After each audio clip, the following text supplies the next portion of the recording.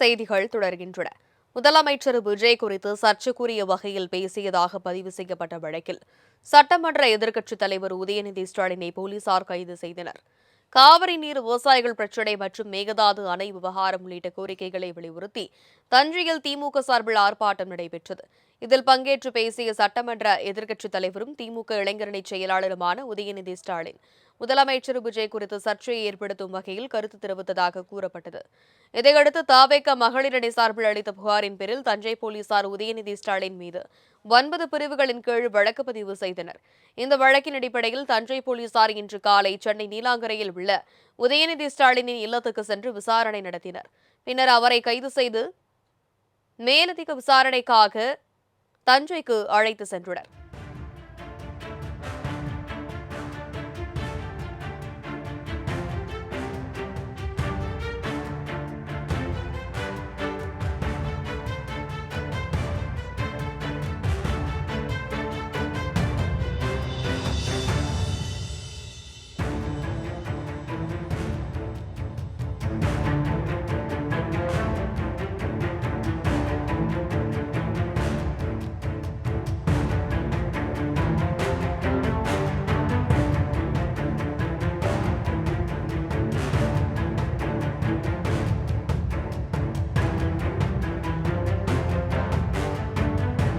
Yeah, I'm ready to face the consequences. I'm not afraid of all these arrests and all. We are ready to face the consequences. Yeah, I don't think they have so much brain. These people are just a bunch of idiots. So I will face the consequence. இல்ல சட்டசபையில மட்டும் கேள்வி கேட்டாங்கல்ல என்ன பதில் சொல்ல போறாங்களா என்ன அந்த அளவுக்குலாம் அவங்க தகுதி கிடையாது. டைவர்ஷன் டாக்டிக்ஸ் தான் விவசாய போராட்டம் நடந்துட்டு இருக்குல்ல.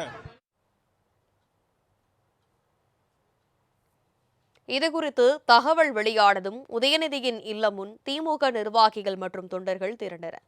கைது நடவடிக்கைக்கு எதிர்ப்பு தெரிவித்து முழக்கமிட்டதால் அப்பகுதியில் போலீசார் பாதுகாப்பை பலப்படுத்தினர். சிலரை போலீசார் அப்புறப்படுத்தியதால் பரபரப்பு ஏற்பட்டது.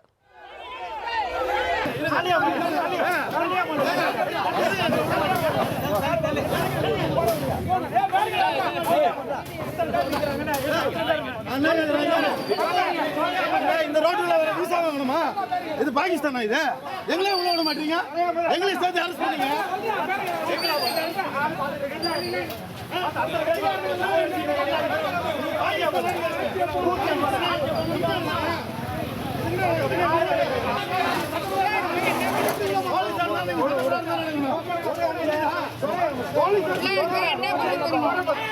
நடக்க முடியாது.